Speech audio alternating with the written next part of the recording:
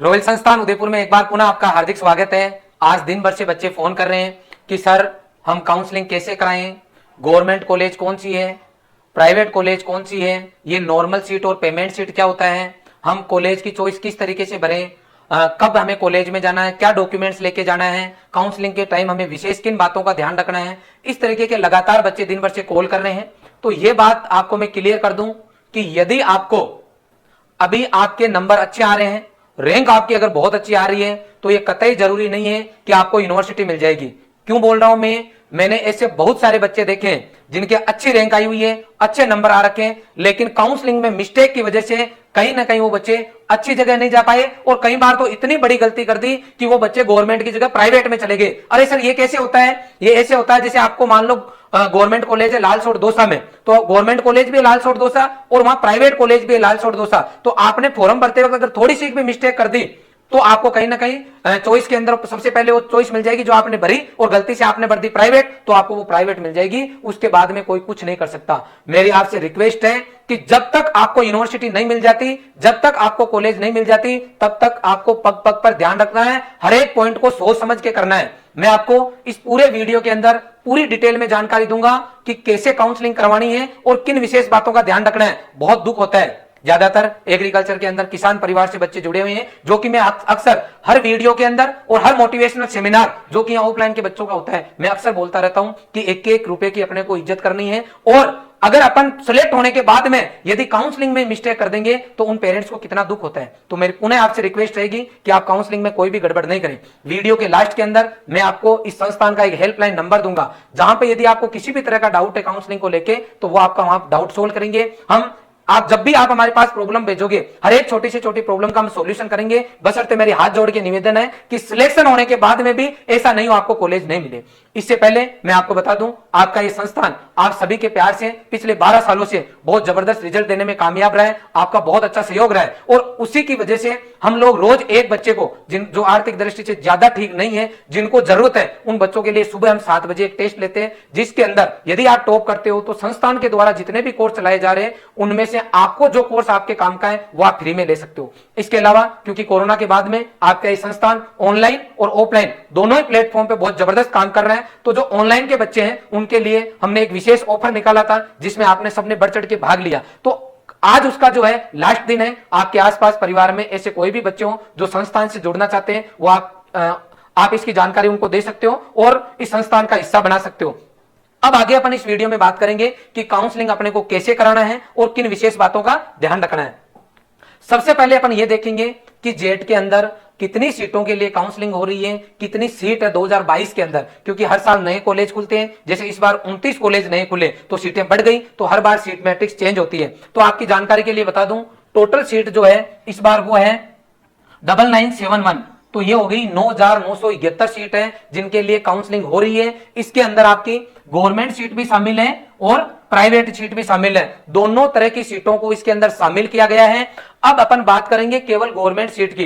Private college की मैं यहां डिस्कशन नहीं करने वाला हूं, मैं केवल आपको जानकारी दूंगा कि गवर्नमेंट की टोटल कितनी सीट है और कौन कौन सी स्ट्रीम में है, कौन कौन से कोर्स है।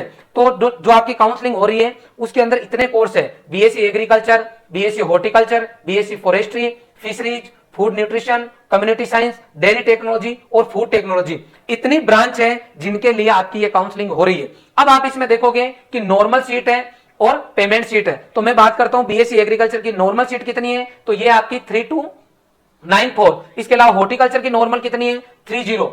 फॉरेस्ट की कितनी है, 30। फिशरीज की 19, फूड न्यूट्रिशन की 71, कम्युनिटी साइंस की 71, डेयरी टेक्नोलॉजी की 166 और फूड टेक्नोलॉजी की 64। ये है नॉर्मल सीट। आगे अपन समझेंगे कि नॉर्मल और पेमेंट सीट में क्या फर्क है।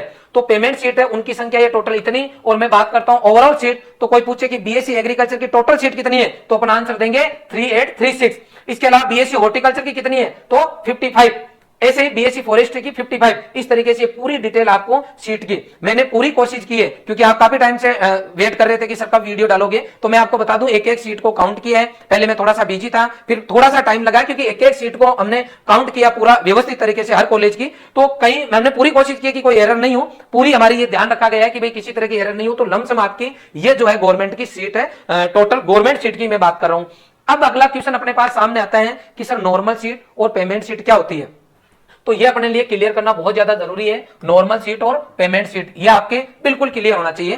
तो इसके लिए मैं एक आपको एग्जांपल देता हूं। नॉर्मल, मान लो आपकी जो उदयपुर यूनिवर्सिटी है उसके अंदर 120 सीट है मान लो, तो अब इसके अंदर लगभग 75 नॉर्मल सीट है और आपकी पीछे कितने बच गई, लगभग 45 सीट जो आपकी वो पेमेंट सीट है। तो पहले तो क्लियर कर देता हूं मैं आपको कि जो गवर्नमेंट कॉलेज है उन्हीं के अंदर नॉर्मल और पेमेंट सीट होती है, प्राइवेट कॉलेज के अंदर सभी नॉर्मल सीट होती है। क्लियर कर दूं, कई बार बच्चे खुश हो जाते हैं कि सर मेरा जो है इस यूनिवर्सिटी में सिलेक्शन हो गया और नॉर्मल सीट पे हो गया, तो वो बच्चा यूं खुश होता है कि शायद ये गवर्नमेंट है। क्लियर कर रहा हूं वापस कि जो गवर्नमेंट कॉलेज है उन्हीं में दो तरीके की सीटें हैं, नॉर्मल और पेमेंट। प्राइवेट कॉलेज के अंदर सभी सीट किस तरीके की है, नॉर्मल, प्राइवेट के अंदर सभी नॉर्मल है। अब यहां चलो मान लो आरसी उदयपुर की बात कर लेते हैं, अपन इसी पे डिस्कस कर रहे हैं। नॉर्मल है 75 और पेमेंट सीट है 45।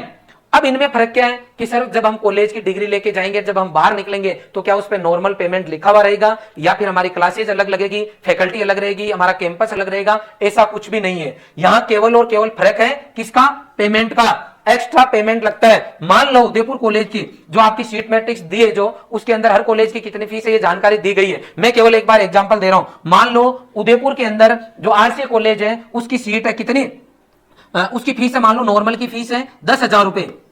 तो यदि कोई बच्चा पेमेंट सीट पे एडमिशन लेता है तो उसकी हर साल एक्स्ट्रा फीस लगती है कितनी, 50,000 रुपए से लेके 1 लाख रुपए के बीच में। आपकी पेमेंट सीट पे अगर एडमिशन होता है तो आपको अलग से जो है इसका चार्ज लगता है, इतना अलग आपको पैसा जमा कराना पड़ता है। अब कई बच्चों के यहाँ दिमाग में ऐसा आता है कि कोई बात नहीं, एक प्लॉट बेचकर बच्चे का पेमेंट प्यार से उदयपुर में करा देते हैं। ऐसा पॉसिबल नहीं है, यहां प्लॉट बेचने से काम चलने वाला नहीं है। तो फिर सर क्या हो गया, यहाँ ये होगा कि आपकी जो है, जो आपकी रैंक आई है, जो आपके नंबर आए हैं उसके अकॉर्डिंग ही आपको मिलने वाली है। जैसे फॉर एग्जाम्पल मान लो 350 नंबर पे किसी बच्चे के आए हुए हैं 350 नंबर।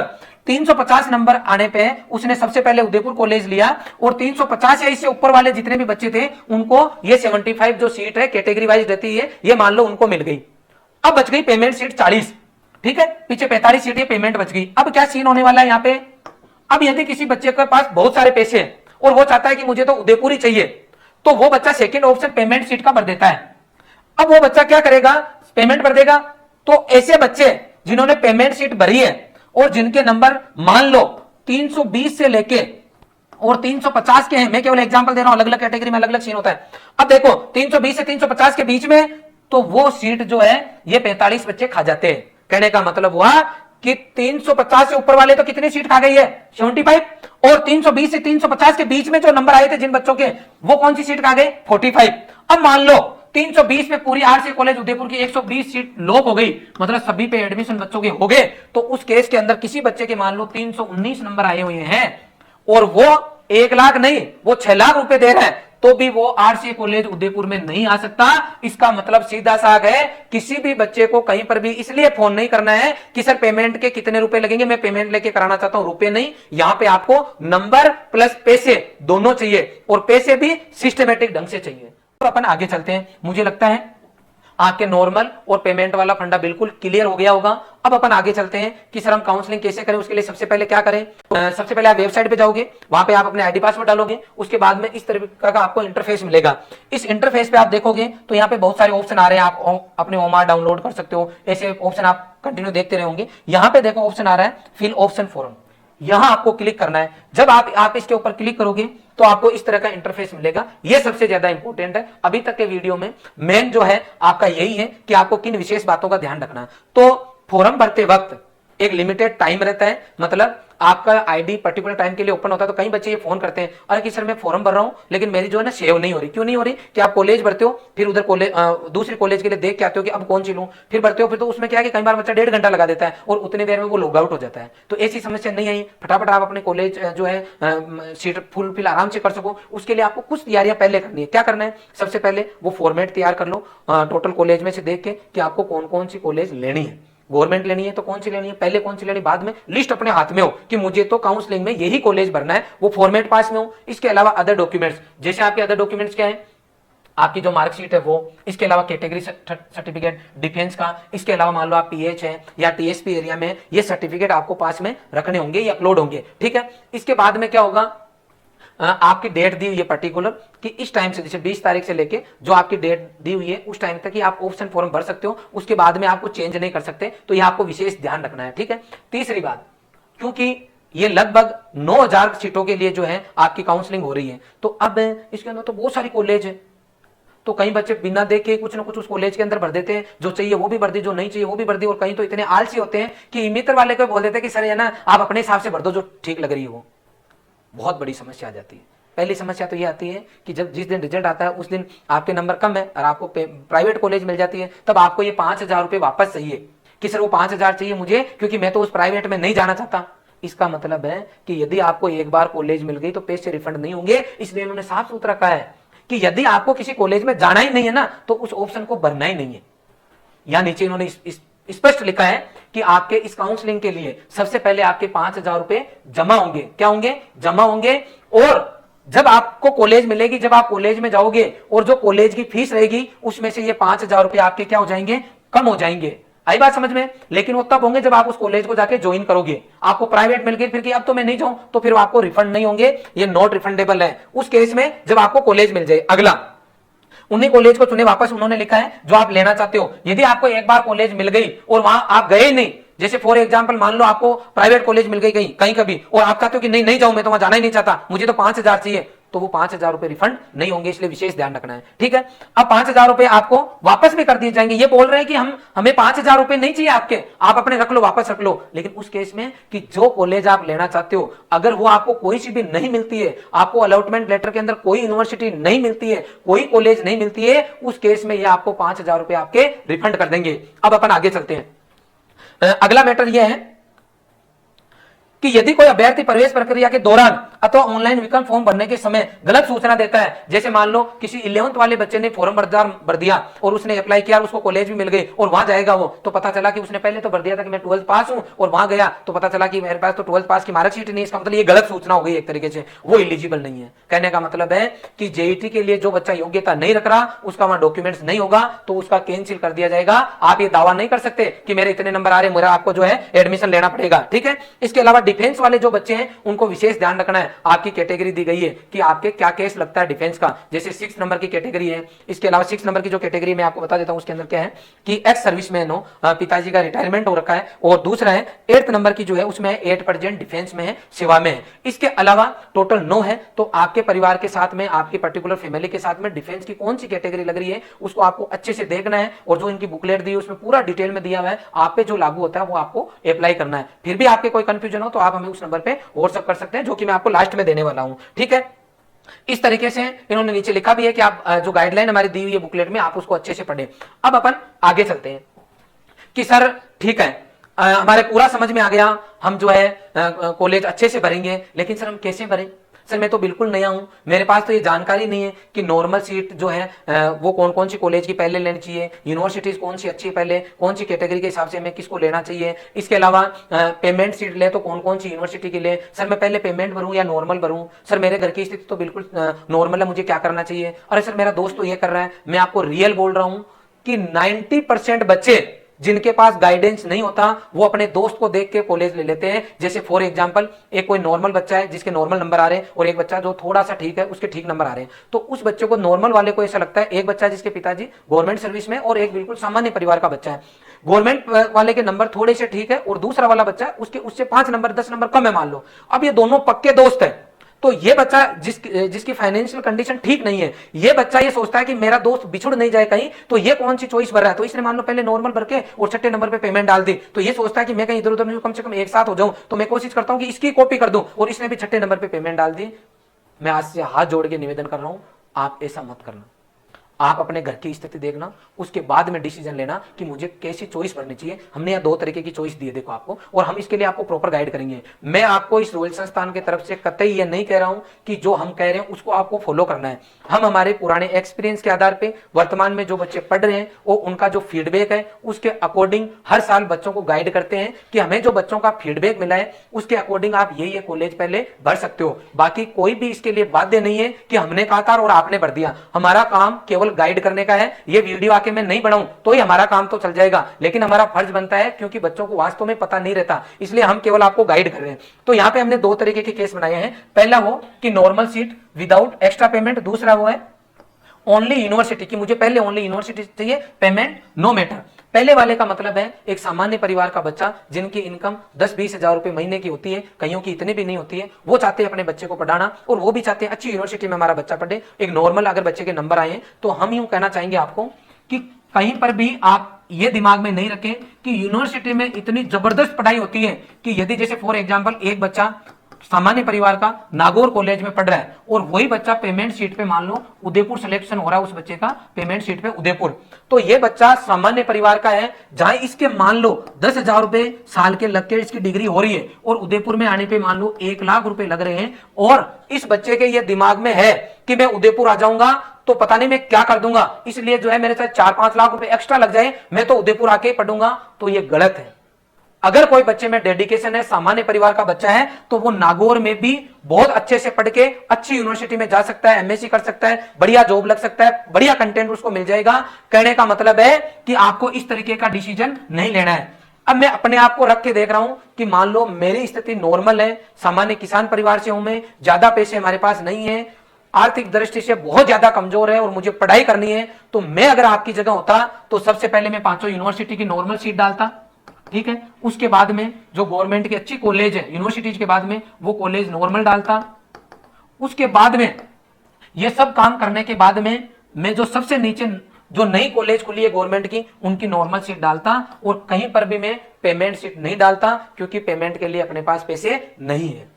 अब कई बच्चों का ऐसा रहता है कि सर मैं गवर्नमेंट में ही पढ़ना चाहता हूं लेकिन नॉर्मल सीट पहले लूंगा और बाद में नहीं होगा मेरा तो मैं पेमेंट सीट बाद में ले लूंगा। तो उस केस के अंदर आपको क्या करना है, सबसे पहले नॉर्मल सीट की हम भर के देंगे आपको और उसके नीचे लास्ट में हम आपको इसी सीरीज के अंदर पेमेंट सीट भर के देंगे। इसका मतलब यह हुआ कि सबसे पहले आपको नॉर्मल सीट मिलेगी, उसके बाद में पेमेंट सीट मिलेगी। अब समस्या क्या आती है, कई बार बच्चे ये बोलते हैं कि सर हम मान लो पेमेंट सीट नीचे भर दे और फिर अगर हमें डायरेक्ट ही पेमेंट सीट मिल जाए तो मैं आपको क्लियर कर दूं, सबसे पहले आपको आपके नंबर के अकॉर्डिंग ही कॉलेज मिलेगी। सबसे पहले आपका कर्सर चेक करेगा आपके नंबर के हिसाब से, सबसे पहले आपने उदयपुर यूनिवर्सिटी डाला है, आर से उदयपुर डाला है तो आर से उदयपुर चेक करेगा। फिर मान लो आपने जोबनेर डाला, जोबनेर फिर बीकानेर, कोटा, जोधपुर ऐसे आपने डाला है तो उसको चेक करते हुए वो लास्ट तक आएगा और जहां आपके नंबर सेट हो रहे हैं वहां पे आपको क्या देगा, वो यूनिवर्सिटी वो दे देगा या वो कॉलेज आपको मिल जाएगी। इसका मतलब है कि अगर आप लास्ट में पेमेंट सीट डालते हो तो पहले पेमेंट मिल जाएगी, ऐसी बात नहीं है। सबसे पहले तो आप नॉर्मल सीट ही लेना, फिर आपकी इच्छा हो कि नॉर्मल पे अगर मेरा नहीं हो और फिर बाद में पेमेंट पे जाना चाहूं तो आपको पेमेंट बाद में भरना है, अदरवाइज नॉर्मल भर के छोड़ देना है। आई बात समझ में? किसी बच्चे को इसलिए अपने आप पे गर्व नहीं करना है कि मेरे तो 218 रैंक है और मैंने मेरा दिमाग लगा के देख लिया और मेरे को तो इन 4 यूनिवर्सिटी भरनी है, इन 4 में मेरे चाचा ने कहा कि तेरा तो हो जाएगा, मैंने गणित लगा दी। मैं वापस रिक्वेस्ट कर रहा हूं, मेरा पुराना अनुभव है, कई ऐसे सामान्य परिवार के बच्चे ऐसे बच्चे मिले जिन बच्चों को कोई सी भी कॉलेज नहीं मिली। इसकी अलग अलग कैटेगरी की अलग अलग रिजर्व सीट है, आप ओवर कॉन्फिडेंस में नहीं आए, आपकी अच्छी रैंक है 216 रैंक है अगर आपकी, तो भी आप 15-20 चॉइस भर दे, कोई फर्क नहीं पड़ेगा, पहले आपको पहले ऊपर वाली चॉइस ही मिलेगी। आपको किसी भी तरीके से जहां आपका पैसा नहीं लग रहा, अपने उसको नंबर डालने में अपने क्या जा रहा है, इसलिए रिस्क नहीं लेनी है। कई बच्चे फोन करते बार बार, कल मेरे पास एक बच्चे का फोन आया, अरे कि सर आप देखो मेरा आईसीआर का मैंने फॉर्म नहीं भरा। क्यों नहीं भरा तूने? अरे मेरे दोस्त ने कहा था कि लास्ट टाइम जो है भरते हैं तो थोड़ा ठीक रहता है, सेंटर अपने मनपसंद मिलता है। ये कौन सी बात हो गई भाई? इधर हनुमानगढ़ गंगानगर साइड के बच्चे का फोन आया। आपको दोस्त की बात पे विश्वास नहीं करना, आप या तो खुद ही ध्यान रखो या फिर कोई कहे उस बात को सुनो ढंग से और उसके हिसाब से डिसीजन लो। बाद में बहुत दुख होता है, दोबारा नहीं पढ़ा जाता है। सिलेक्शन होने के बाद में अगर आपका सिलेक्शन नहीं हुआ और फिर अगर आप पढ़ना चाहते हो 1 साल तो हो सकता है पढ़ लो, लेकिन आपका सिलेक्शन हो गया फिर रोज आपकी आत्मा दुख पाएगी और उधर पेरेंट्स की पाएगी, इसलिए लापरवाही नहीं करना है। कई बच्चे तो मैंने ऐसे देखे जो पूरी बात को सुनते ही नहीं है, हो सकता है उनको इस टाइम बुरा लग रहा हो लेकिन वो सुनते नहीं है और उसकी सजा पेरेंट्स को मिलती है और लास्ट में उनको एहसास होता है कि नहीं यार कहीं ना कहीं मैंने गड़बड़ कर दी। मैं आज रात की 12 बजे आपके लिए वीडियो बना रहा हूं, इसलिए कोई हड़बड़ाहट में गड़बड़ नहीं कर ले सुबह उठते। आई बात समझ में? अब देखो आगे अपन चलते हैं, हम क्या करेंगे, हमारे संस्थान की तरफ से ये सीट आपको अवेलेबल करा देंगे। दूसरी वाली क्या है कि सर हमारे पेमेंट की कोई दिक्कत नहीं है, पेरेंट्स भी कई बार हमारे से रिक्वेस्ट करते हैं कि सर हमारे को बच्चे को अच्छी यूनिवर्सिटी में पढ़ाना है, पैसे हमारे लिए कोई ज्यादा मायने नहीं रखते, बशर्ते बच्चे को यूनिवर्सिटी मिल जाए। तो उस केस के अंदर आप क्या कर सकते हो, पहले सबसे पहले 5 यूनिवर्सिटी डाल सकते हो और 5 यूनिवर्सिटी डालने के बाद में आप क्या कर सकते हो, आप डायरेक्ट फिर 6ठे नंबर पे किसी यूनिवर्सिटी की पेमेंट डाल सकते हो। आई बात समझ में? थोड़ा सा आपको मैं रैंकिंग बता दूं, आईसीआर की रैंकिंग जो ये है अभी लेटेस्ट जो है वो नंबर 15 पे आती है उदयपुर वाली, 33 नंबर पे आती है बीकानेर वाली, इसके अलावा 52 नंबर पे आती है आपकी कोटा वाली, इसके अलावा 54 नंबर पे है आपकी जोबनेर, और इसके अलावा 56 नंबर पे है आपकी जोधपुर। लेकिन इस रैंकिंग में पढ़ाई के अलावा वहां बहुत सारी चीजें देखी जाती है। तो इसका मतलब ये कतई नहीं है कि आप जो है जोबनेर से पहले कोटा लो। हम हमारे हिसाब से रैंकिंग कहीं ना कहीं मायने रखती है, लेकिन केवल अगर पढ़ाई की अपन बात करेंगे तो अपन उसको ध्यान में रखते हुए इसको बनाएंगे। हाल फिलहाल मैंने आईसीआर की रैंकिंग बताई है, तो कल हम हमारी पूरी टीम से बच्चों से डिस्कस करके प्रॉपर वे में हम आपके लिए लिस्ट बनाएंगे। कोई बच्चे को ऐसे रहता है कि सर हमारे को तो यूनिवर्सिटी में उदयपुर ही जाना है और चाहे नॉर्मल मिले या पेमेंट, तो ऐसे बच्चे जिनके पेमेंट का कोई मैटर नहीं है, कितने रुपए लगो उनके कोई फर्क नहीं पड़ता, वो दूसरे नंबर पे उदयपुर नॉर्मल डाल के और उदयपुर पेमेंट भी डाल सकते हैं। लेकिन मैं वापस रिपीट कर रहा हूं, आपको देखा देखी नहीं करना। मैं कहीं से इस वीडियो में रिपीट कर रहा हूं क्योंकि मुझे पता है एक बार में सुनते ही नहीं है लोग, इसलिए आपको ध्यान रख के पूरा ध्यान रखना है। अब हम ये लिस्ट कहां डालेंगे, तो हमारा ऐप है रॉयल इंस्टीट्यूट ऑफ कंपटीशन, आप डिस्क्रिप्शन में जाओगे तो उसका लिंक मिल जाएगा, आप ऐप डाउनलोड करें और उसके अंदर जाइए आप फ्री स्टडी मटेरियल में लास्ट ईयर की भी हमने डाल रखी है, वहां आपको एक फोल्डर मिलेगा जेड काउंसलिंग 2022, उसके अंदर हम पूरी काउंसलिंग से रिलेटेड जो भी चीजें होगी वो हम वहां अपलोड करेंगे, आप वहां से डाउनलोड कर सकते हो। आई बात समझ में? 2-3 जो भी हम आपको डिटेल में बना के जो शीट देंगे उनको आप पूरा देखना है। मैं रिपीट कर रहा हूं, आपको चॉइस कम नहीं भरनी है, किसी के कहने के में आने में चॉइस कम नहीं भरनी है, पूरी चॉइस भरनी है आपको। कम से कम नॉर्मल शीट तो पूरी भरना बेटा। अब यदि आपको कोई जानकारी चाहिए, कहीं पर भी आपको डाउट हो, तो इस नंबर पे आप अपने प्रॉब्लम को व्हाट्सअप कर दें।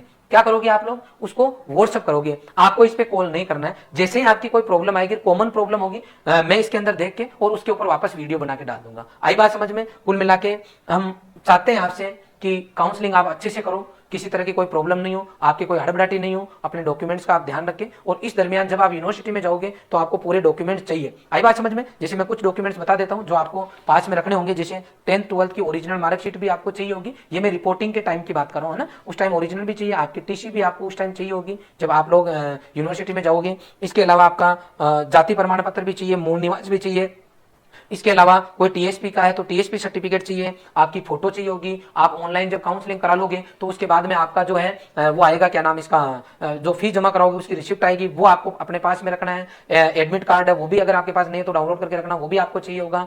जब आपको कॉलेज मिल जाएगी तो उसका अलॉटमेंट लेटर भी आपको पास में रखना होगा। अब अपन आगे ये डिस्कस करते हैं कि सर मेरे को मान लो कॉलेज मिल गई, तो इसका एक टाइम टेबल है, मैं शॉर्ट में आपको बता दूंगा, वैसे सबको आपको पता होगा। 20 तारीख से फर्स्ट काउंसलिंग के लिए ऑप्शन फॉर्म भरना शुरू हो गए हैं, जो कि 26 तक भरे जाएंगे, नाइट तक भरे जाएंगे। कई बार बच्चों को टाइम का ध्यान भी नहीं रहता। जैसे इस बार की अगर मैं बात करता हूँ आईसीआर के एग्जाम की, तो उसका फॉर्म 5 बजे तक ही भरा जा रहा था, तो कई बच्चों के दिमाग में रह गया कि वो पूरे नाइट तक फॉर्म भरा जाएगा। वो 8 बजे बैठा तो पता चला कि फॉर्म का ऑप्शन ही नहीं आ रहा भरने का। हालांकि अभी आईसीआर के फॉर्म की डेट बढ़ गई है, तो बढ़ी हुई डेट के हिसाब से जिन बच्चों ने फॉर्म नहीं भरा है वो बच्चे फॉर्म भरे, ठीक है।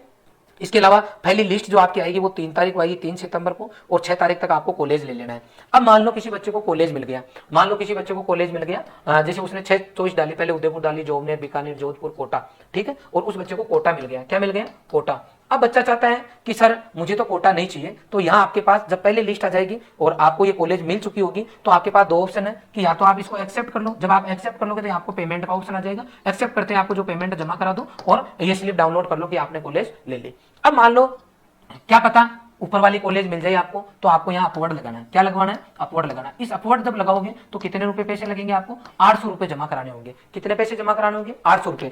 अब आपने 800 रुपए जमा कराए और आपने अपवर्ड लगा दिया, तो अब कई बार ये बच्चे घबराते हैं यहाँ पे कि मैं मान लो अपवर्ड लगा दूं तो मेरा नीचे वाला कॉलेज बाद में मान लो नीचे वाला ही नहीं मिले तो मैं आपको क्लियर कर दूं, अपवर्ड का मतलब होता है ऊपर यदि कोई सीट खाली है तो आपको अपवर्ड मिलेगी, अगर सीट खाली नहीं है तो आप दोबारा जब रिजल्ट आएगा इसका देखोगे तो पता चला आपको पहले भी कोटा ही थे और अब भी कोटा है। लेकिन मान लो अपवर्ड अगर आपकी लग गई और आपको उदयपुर मिल गया, और उदयपुर मिलने के बाद में आपके चाचा जी या मामा जी आपको ये बोलते हैं कि नहीं नहीं अपने को उदयपुर नहीं जाना बेटा, अपने को तो कोटा ही रहना है, उस केस में आप कोटा में नहीं रह सकते। चेंज होने के बाद में आपको कहां जाना पड़ेगा? अपवर्ड वाली में जाना पड़ेगा। आई बात समझ में? अब मान लो मेरा चेंज नहीं हुआ, तो उस केस के अंदर आप दोबारा जब सेकंड लिस्ट का रिजल्ट आएगा तब आप वापस अपवर्ड की रिक्वेस्ट कर सकते हो। एक बच्चा 2 बार रिजल्ट आएगा, 2 बार जो है अपवर्ड की जो है अप्लाई अपवर्ड के लिए कर सकता है। यदि चेंज होती है तो दूसरी मिल जाएगी, अदरवाइज वो आपकी रहेगी। कुल मिला के सारांश में ये है कि अपवर्ड आप लगा सकते हो, कोई तकलीफ नहीं है। जो कॉलेज मिली है वो तो आपकी कहीं नहीं जाएगी। क्लियर कट हो गया? ये अपने अपवर्ड की बात हो गई। डिफेंस वाला मैंने आपको बता दिया, 800 रुपए चार्ज है अपवर्ड का, ठीक है। अब बात करेंगे सर हमें कॉलेज में कब जाना है, सर हमारी बहुत इच्छा हो रही है कॉलेज में जाने की, तो हमें कॉलेज में कब जाना होगा, तो अपन वो बात कर लेते हैं। कॉलेज में अगर आपको जाना है तो पहली काउंसलिंग जब कंप्लीट होगी तो 22 सितंबर को आपको कॉलेज में जाना है। कब जाना है? 22 सितंबर 2022 को रिपोर्टिंग करनी है और शाम को 5 बजे तक। कोई यहां पर भी यूं नहीं सोच ले कि 22 तारीख है आप 7 बजे जा रहे हो शाम को। हालांकि कई बच्चों के ऐसे दिमाग में आई हुई है, क्योंकि मेरा पुराना अनुभव है, मैंने आरसी में देखा बच्चों का, अरे सर बस गाड़ी में रवाना हो गए, पहुंच ही रहे हैं, अब वो 5 बजे के बाद का टाइम हो गया, अब क्या कर लोगे आप? अब सर के हाथ में थोड़ी है रोक के रखना कि सर नहीं कोई आ रहे हैं, वेट कर रहे हैं, नहीं है हाथ में। इसका मतलब टाइम का ध्यान रखना है। यूनिवर्सिटी कॉलेज का टाइम अलग होता है, ऑनलाइन फॉर्म भरने का टाइम अलग होता है, सबका अलग अलग होता है, 5 बजे तक। इसका मतलब है आपको सुबह जल्दी पहुंच जाना है। जो आपको कॉलेज मिला है वो आपको पूरे ओरिजिनल डॉक्यूमेंट्स लेके 22 तारीख को जाना है यहाँ पे। आई बात समझ में? अब ये काउंसलिंग होने के बाद में कुछ बच्चे, मान लो कोई नीट का बच्चा वो नहीं जाना चाह रहा, तो उस केस में सीट वेकेंट रहेगी, यहाँ पे सीट खाली रहेगी। तो खाली सीट रहेगी तो बाद में स्पोर्ट काउंसलिंग दोबारा होगी। अब मान लो स्पोर्ट काउंसलिंग करा ली, इसकी प्रक्रिया कब चालू होगी? स्पोर्ट काउंसलिंग की जो प्रक्रिया है वो आपकी 27 तारीख से शुरू होगी और यह आपकी 12 अक्टूबर तक चलेगी। कब चलेगी? 12 अक्टूबर तक यह आपकी प्रक्रिया चलने वाली है, 14 तक चलेगी। 14 अक्टूबर तक आपको पूरा फाइनली जो है सेकंड काउंसलिंग आपकी कंप्लीट होगी। इसका मतलब मैं आपको यूं कहना चाहता हूं, आज की जो अगर डेट की बात करता हूं तो आज आपकी डेट होगी 21 अगस्त 2022। पहली काउंसलिंग कंप्लीट हो रही है आपकी 22 सितंबर को। कितना महीना हो गया? 1 मंथ हो गया। कितना महीना हो गया बेटा? 1 महीने का आपका टाइम हो गया। अब देखो आगे जब सेकंड काउंसलिंग आएगी, जो स्पॉट होगी, तब कहां पे पहुंचोगे आप पहुंचोगे 14 अक्टूबर तक। इसके बाद में 24 तारीख को है, 24 अक्टूबर को है आपके दिवाली। कब की है? 24 अक्टूबर को। इसका मतलब इसके बाद में जस्ट बाद में छुट्टियां होगी और बच्चे को 14 अक्टूबर को पता लग जाएगा कि मेरा कहीं पर भी नहीं हो रहा। तो अब बच्चा दिवाली बाद में 1 नवंबर से ये सोचेगा कि मैं 1 साल तैयारी कर लूं। क्या कर लूं? 1 साल तैयारी कर लूं। तो कुल मिलाकर वो सीधे सीधे लगभग 3 महीने खराब कर रहा है। कर रहा है नहीं कर रहा? देखो आप, अगस्त के बाद सितंबर, अक्टूबर, नवंबर, लमसम 2.5 से 3 महीने उस बच्चे के सीधे सीधे खराब हो रहे हैं। अब मैं आपसे यहाँ रिक्वेस्ट करूंगा, मेरे पास है कुछ भी नहीं रिक्वेस्ट करने के, ठीक है, क्योंकि कई बच्चों के तो समझ में आ जाता है और कईयों के समझ में नहीं आता। क्या रिक्वेस्ट कर रहा हूँ कि आप अपनी तैयारी कंटिन्यू जारी रखें और जो बच्चे ICAR 2022 में शामिल होने वाले हैं वो इस काउंसलिंग के चक्कर में नहीं पड़े, यहाँ अपना टाइम खराब नहीं करें। फटाफट काउंसलिंग कराई, उसको लॉक किया, सिस्टम क्लोज। जिस दिन कॉलेज मिली, पसंद आई, ठीक है, देखा और वापस क्लोज किया, अपना फोन फान सब बंद कर दिए। क्यों बोल रहा हूँ ऐसा मैं? क्योंकि ये 1 महीने, कब हो रहा है आपका एग्जाम? इसका 13, 14 और 15, 13, 14 और 15 सितंबर को किसका एग्जाम हो रहा है आपको? ICAR का। तो जब तक आपका ICAR का एग्जाम होगा तब तक ये काउंसलिंग बराबर चलेगी और आप ऊपर नीचे होते रहोगे। और यार उसको कौन सी मिल गई, मेरी कौन सी मिली, मेरी चेंज हुई कि नहीं हुई, और आपको नींद ही नहीं आएगी। ये 4-4, 5-5, 8-8 दिन के गैप पर रिजल्ट आता रहेगा और आप इसकी चिंता करते रहोगे। मैं वापस रिपीट कर रहा हूँ, यदि आपका टारगेट ICAR है तो दिमाग ICAR पे ही रखना है। ये तो बीच की फॉर्मेलिटी थी जो अपने को एग्जाम देना था, करना था। अब आपको इस ICAR के ऊपर, इस जेट के ऊपर कोई दिमाग नहीं लगाना। जो मिलना होगा वो मिल जाएगा, बशर्ते गलती नहीं करनी, यहाँ पे टाइम खराब नहीं करना। आगे बात समझ में? अरे सर मैं जेट के थ्रू कॉलेज ले लूंगा तो ICAR के बाद में जो है मेरे को अगर कॉलेज मिल जाएगी तो जेट वाले पैसे मुझे वापस मिल जाएंगे क्या? इसकी जानकारी 22 तारीख बाद में डिस्कस करेंगे। एक बार जेट की कॉलेज ले लो। मेरी तो बहुत खतरनाक तैयारी है, मैं तो जेट की काउंसलिंग नहीं कराऊं, इस भरम में नहीं रहना। हर बच्चे को जिसके अच्छे नंबर आ रहे हैं कि सर काउंसलिंग के लिए कौन एलिजिबल है, सब एलिजिबल है। लेकिन जिसको लगता है मेरा गवर्नमेंट कॉलेज में होना चाहिए और मैं गवर्नमेंट में जाना चाहता हूं, वो ठीक ठाक अगर आपके नंबर है आप काउंसलिंग करा लो, जो मर्जी पड़े वो आप कॉलेज ले लो जो चाहिए आपको। अगर वो नहीं मिल रहे तो आपको 5,000 रुपए रिफंड हो जाएंगे, लेकिन वो रिफंड उसी अकाउंट में होंगे जिससे पैसे काटोगे। इसका मतलब है किसी जानकार के अकाउंट से आपको पैसे कटाने हैं ताकि जब रिफंड होंगे उस टाइम आपके पास, उनके पास नंबर रहे आपके पास। आई बात समझ में? स्पेशली बच्चा जैसे मान लो उदयपुर में कहीं से भी कटवा दिए पैसे और जब वापस आपको कॉलेज नहीं मिलते, मान लो आप अपने घर चले गए, फिर बाद में आप फोन करते रहते हो, ई मित्र वाले प्रॉपर जवाब नहीं देते। इसका मतलब है अगर ई मित्र पे जाते हो तो आपको पूरी प्रक्रिया काउंसलिंग की समझानी है और कैसे रिफंड होंगे ये समझानी है, और कि भैया जब जब मैं मांगूंगा आपको स्टेटमेंट चेक कराना पड़ेगा कि ये लो मेरा स्टेटमेंट और ये पैसे आपके वापस रिफंड हो गए। आपको ये विशेष ध्यान रखना। आई बात समझ में? तो मैं जो 2022 में जो बच्चे शामिल हो रहे हैं उनके लिए विशेष आग्रह करूंगा उनसे, चाहे कहीं के भी क्यों ना हो, कि आप लोग अपना इस जेट काउंसलिंग में टाइम खराब नहीं करें।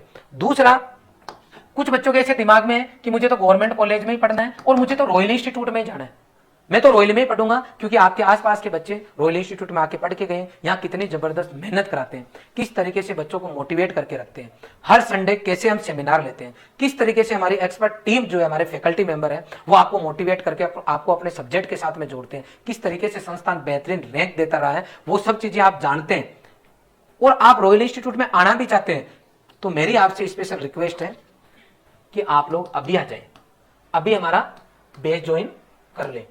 अभी आप बैच ज्वाइन कर लोगे और मान लो आपका ICAR, जेट और कोई आउट ऑफ राजस्थान का बच्चा है, उसका BCEC, यूपी कैटेट, MPPAT में अगर कहीं पर भी सिलेक्शन हो गया तो हम यहां से आपकी 0 फीस लेंगे और आपको उस यूनिवर्सिटी में जाने के लिए बोल देंगे कि आप चले जाओ। यहां फायदा क्या आपको? 1 नवंबर को अगर आप बैच ज्वाइन करते हो तो कहीं ना कहीं आप 3 महीने पीछे हो जाओगे और वापस आपके पास करे स्कोर जितना ही टाइम बचेगा। आप चाहते हो कि आपको 36,000 रुपए स्कॉलरशिप मिले, आप चाहते हो कि मेरे परिवार की स्थिति स्ट्रांग हो, आप अगर घर वालों की मदद करना चाहते हो तो आपके पास एक ही ऑप्शन है कि सही टाइम पे आप तैयारी करना शुरू कर दो। अब की सर हम तो ऑफलाइन नहीं आ सकते, हमारे से दूर पड़ता है या ज्यादा पैसे लगते हैं, वहां रहना करने का खर्चा लगता है, तो इस संस्थान के द्वारा ऑनलाइन लाइव क्लासेस की व्यवस्था की गई है। हमारे यहाँ से डायरेक्ट क्लासरूम लाइव क्लासेस लगती है, आप हमारे बैच ज्वाइन कर सकते हो। आपने देखा होगा कई लोगों को लगता है कि रॉयल संस्थान कैसे ग्रोथ कर रहा है, किस तरीके से ये जो है लगातार बच्चों को इतनी संख्या में यूनिवर्सिटीज में भेज रहे हैं, ये क्या है, मतलब क्या मेन कारण है। तो मैं बता दूं 4 चीजों पे हमारा संस्थान पर्टिकुलर काम करता है। नंबर 1, जबरदस्त स्टाफ, हर सब्जेक्ट के 4 टीचर है, एग्रीकल्चर के 4, बायोलॉजी के 4, केमिस्ट्री के 4, ऐसे हर सब्जेक्ट की फैकल्टी अवेलेबल है। 12 टीचर आपको पढ़ाते हैं, इतना जबरदस्त पढ़ाते हैं कि जो कुछ पढ़ाएंगे आपके समझ में आएगा। पढ़ाने के बाद में हमारे खुद की डीपीपी एक्सरसाइज सीट है, उनके अलग अलग लेवल है। जैसे डीपीपी का मतलब है आज जो टॉपिक पढ़ाया गया है उससे रिलेटेड आपको क्वेश्चन आंसर मिलेंगे, तो आप उनको सोल्व करोगे। तो सबसे पहले आ गया डीपीपी। डीपीपी के बाद में 4 स्टेप पे हमारी जो है एक्सरसाइज सीट है। एक्सरसाइज सीट नंबर 1 जिसमें नॉर्मल क्वेश्चन जेईटी जैसे, एक्सरसाइज सीट नंबर 2 जिसके अंदर थोड़े से अच्छे लेवल के क्वेश्चन, नंबर 3 जिसके अंदर हर तरीके के क्वेश्चन हमने जो है उसमें मेंशन किया है। आपने देखा होगा इस बार सीयूटी का पेपर आया था, बच्चे इतने खुश है सीयूटी का पेपर देके क्योंकि उन्होंने उस तरीके के क्वेश्चंस प्रैक्टिस कर रखी है। और नंबर 4 की अगर मैं बात करता हूं तो नंबर 4 पे पुराने आए हुए क्वेश्चंस है जो एग्जाम में पूछे गए जेट आईसीआर बीएचयू के अंदर। तो जब बच्चा डीपीपी एक्सरसाइज शीट सोल्व करने के बाद में वो चारों स्टेप क्लियर करता है तब जाके बच्चे में कॉन्फिडेंस आता है। और ये काम एडमिशन लेने के बाद में अप टू एग्जाम तक हम कंटिन्यू करते हैं, और ये कंटिन्यू करते हैं इसलिए दुनिया भर के बच्चे हमारे जो आते हैं वो सिलेक्ट होते हैं और लाइन लग जाती है। मैं इस बार जब काउंसलिंग का इसका रिजल्ट आएगा जेईटी का, हालांकि जेईटी हमारा टारगेट नहीं है क्योंकि आईसीआर मेन टारगेट है, 36,000 एक गरीब सामान्य परिवार के बच्चे को मिले वो हमारा टारगेट है। फिर भी जेट का जब रिजल्ट आएगा तो मैं आपको बताऊंगा कि किस तरीके से लाइन से हर यूनिवर्सिटी के अंदर रॉयल इंस्टीट्यूट के बच्चे सिलेक्ट होकर गए। आपको पता होगा जेट 2021 में कृषि वर्ग से जसवंत सुमन की फर्स्ट रैंक, 2022 में किशन बाकर की फर्स्ट रैंक, प्री पीजी के अंदर हमारे जो बच्ची निकिता उसकी फर्स्ट रैंक। इसके अलावा एग्रीकल्चर सुपरवाइजर की बात करूं तो first, second, third, fourth rank हमारे इंस्टीट्यूट से। तो मैं आपसे निवेदन करूंगा कि आप इस संस्थान के साथ जुड़ना चाहते हो, वास्तव में आप चाहते हो कि हमारे सपने साकार हो, आप अच्छे साइंटिस्ट बनना चाहते हो, आप अच्छी जॉब लगना चाहते हो, तो हमारी पूरी टीम अप टू एग्जाम तक आपके साथ रहेगी। और पुनः रिक्वेस्ट करूंगा कि इस वीडियो को ज्यादा से ज्यादा शेयर करें ताकि काउंसलिंग करने वाले बच्चे की किसी भी तरीके की मिस्टेक नहीं हो। आपने ये पूरा वीडियो देखा, इसके लिए आपका बहुत बहुत आभार। Thank you very much.